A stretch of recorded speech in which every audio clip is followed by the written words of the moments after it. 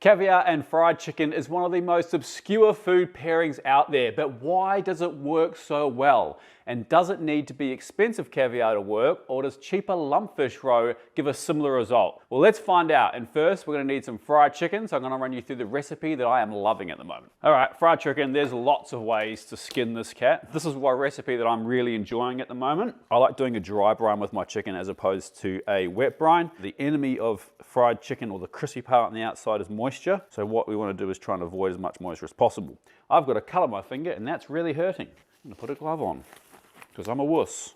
So dry brining, oh, I think I put that on the wrong way.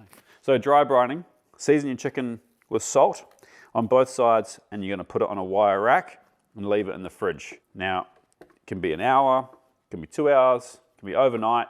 Unlike beef, I don't really want chicken hanging out in my fridge uncovered for too long. So I'm going to do 2 hours. Salt it generously on the outside, flip it over, salt it on the other side, chuck it in your fridge for a couple of hours.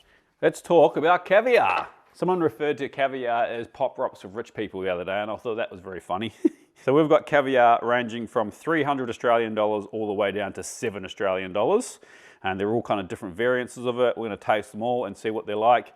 Sometimes I have to pinch myself to realize that this is actually my job, which is pretty cool. I'm going to open all these and then we'll look at the differences.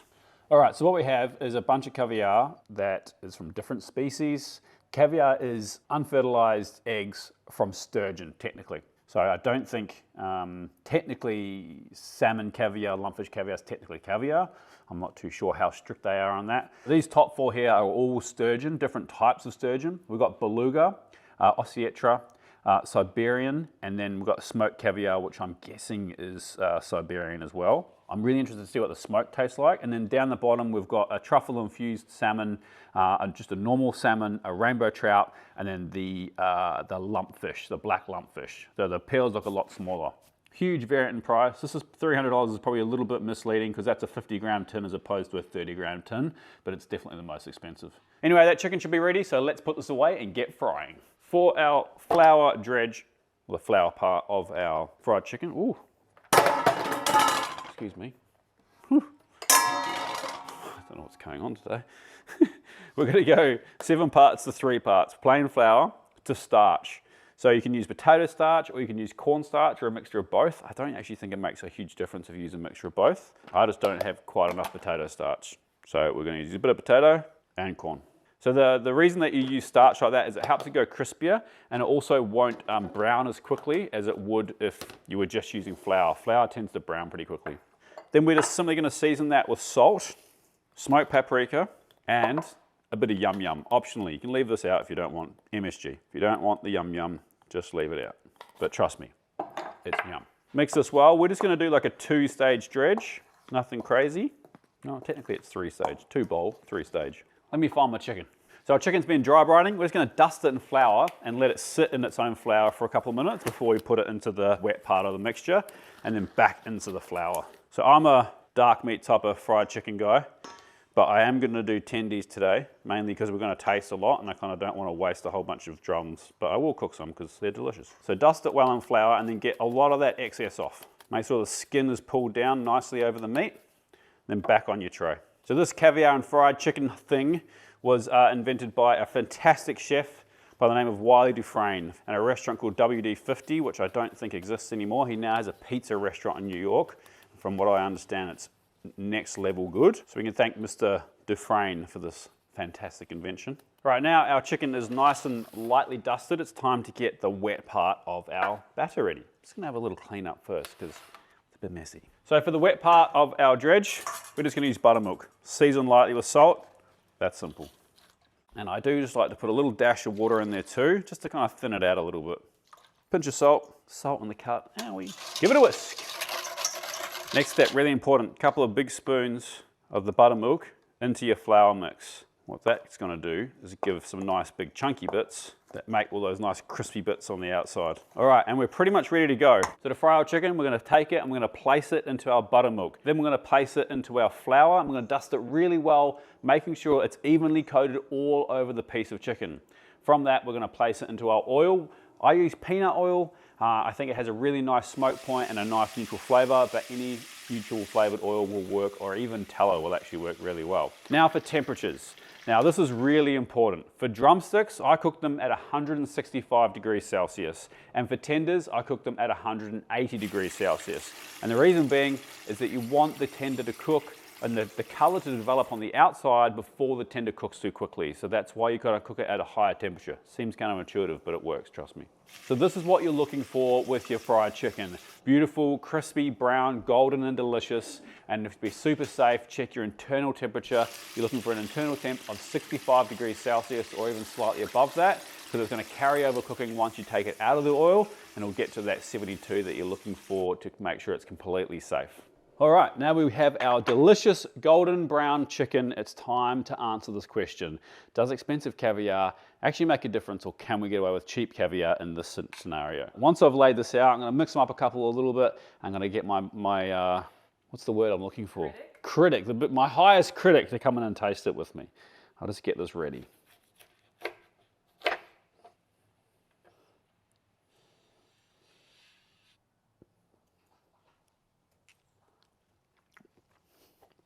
Yummy. Babe? Hi. Hello, Caitlin. Hi. All right, let me talk you through what I want to know. I want your favorite one. I'm going to tell you how expensive it is, because I know you've got bougie taste. But we're going to save the salmon and the trout stuff for last, because it's quite different and quite obvious. So Okay. we're going to start at this end. We're going to work our way to here. And then you're going to tell me what one of these is your favorite. Okay. 1, 2, 3, 4, or 5. It's a very different tasting. Yeah. I don't actually eat that much caviar, but... No, you don't really eat much caviar. We don't eat much But caviar. I'll tell you which one's my favorite. Okay, start with 1. Before you say anything, it's incredible at how good that flavor combination is, right? Do you agree or not? It's really good. It's good, no? Okay. Number 2. I feel like I can't taste the caviar like fully. There you go, Jack. Duck's about to get some caviar. Number 3. There's a lot of chicken.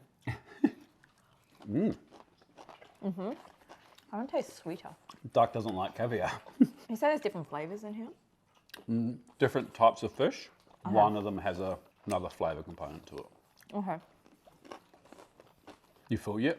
I'm not full yet, but it's like I almost forget what number 1 and 2 It tastes like. taste like. But maybe that's the point. We'll talk about the salmon afterwards, because I think it's a completely different category. I am interested to see if it's any good compared to that. 2 questions. Was there a big difference in flavour from 1 to 5? And what one was your favourite? I feel like 2 of them had a big difference in flavour. I feel like 3 was just like a little bit sweeter. Okay. And then 5 was really salty. Okay. So I feel like 1 and 2 were actually my favourite. Okay.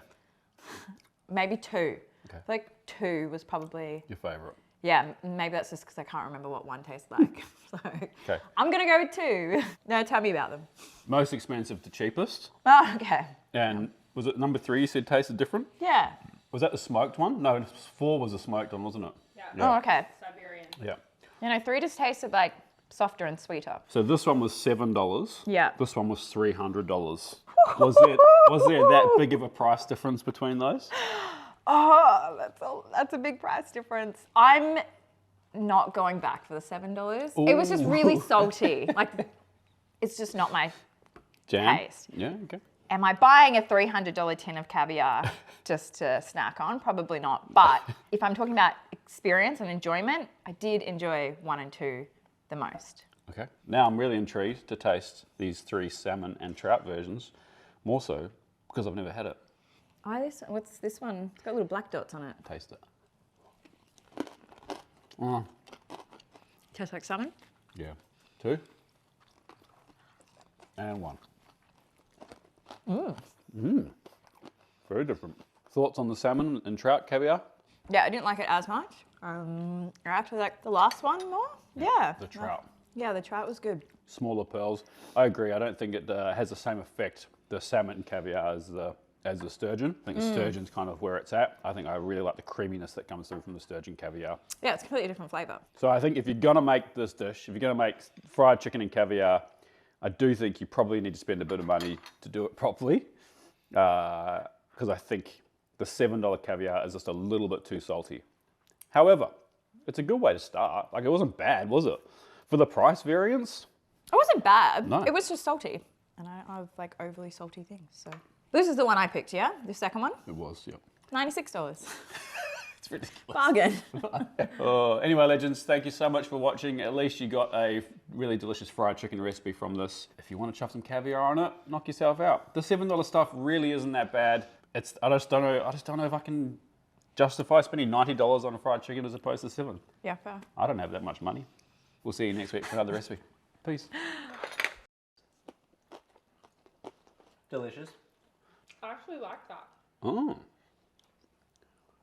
I felt like that had a lot fishier of a flavour, the second one that I had. Yeah. But Your second one was a $7. the $7.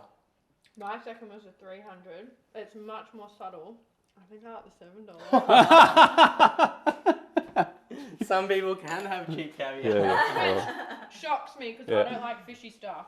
Hot take, it doesn't matter when you're feeding basic people.